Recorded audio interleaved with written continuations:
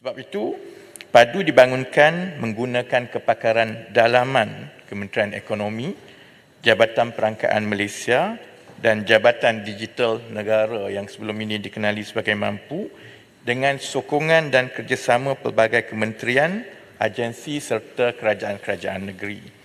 Setakat jam 11.59 malam semalam, seramai 8,93,336 warga negara Malaysia yang berusia 18 tahun ke atas telah pun mendaftar, iaitu sebanyak 36.8% daripada jumlah keseluruhan. Pada kadar pendaftaran antara 350,000 ke 400,000 sehari dengan tempoh berbaki sekitar 6 hari, kami mengunjurkan bahawa kita akan berjaya menghampiri kadar pendaftaran 50% menjelang 31 Mac 2024. Selain daripada itu, seperti yang telah dilakukan, kerajaan telah membuka pelbagai kaunter dan juga pelbagai inisiatif khusus untuk kawasan-kawasan pedalaman terutamanya. Seterusnya, Datuk Yang Pertua, saya ingin menyentuh sedikit tentang keselamatan seperti yang dibawa oleh Bandar Tun Razak tadi. Dari segi keselamatan sistem PADU, Pasukan Pembangunan Sistem PADU yang diketuai oleh Jabatan Digital Negara bekerjasama rapat dengan pelbagai agensi yang menguruskan keselamatan cyber dan privasi data negara, iaitu Pejabat Ketua Pegawai Keselamatan Kerajaan CJSO, Agensi Keselamatan Cyber Negara NAKSA, Cyber Security Malaysia CSM dan Jabatan Perlindungan Data Pribadi JPDP serta Kementerian Komunikasi dan juga Kementerian Digital. Dan kerjasama strategik ini untuk memastikan bahawa kita mengurangkan risiko kebocoran data dan memastikan perlindungan privasi data PADU itu diberikan keutamaan yang tinggi. Ada 3 komponen utama yang diberi tumpuan.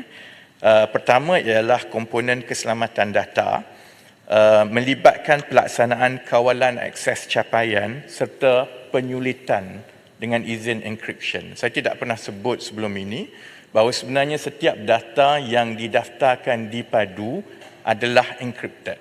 Maksudnya, kalaupun ada yang berjaya memecah masuk dan memuat turun fail seperti yang selalu disebut security breach, fail yang didapati itu perlu decrypt. Dan kecualilah hacker itu ada superkomputer yang boleh menjalankan program untuk decrypt, setiap data itu dengan izin adalah gibberish kerana is encrypted. Jadi saya tak pernah maklum sebelum ini, tapi kita dah sampai ke penghujung. Jadi sebab itu kita memastikan bahawa perkara itu walaupun tugas itu menjadi lebih panjang kerana kita perlu encryption, tetapi itu telah pun dilakukan.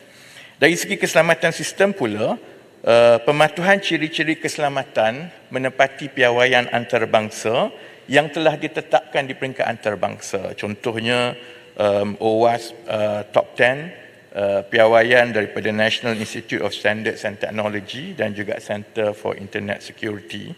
Dan selain daripada itu, komponen-komponen keselamatan rangkaian network security yang kita sedia maklum, termasuklah dari segi firewall, dari segi sistem pengesanan dan pencegahan pencerobohan, audit trail dan sebagainya. Dan akhir sekali, Datuk Yang di-Pertua, saya ingin maklumkan bahawa walaupun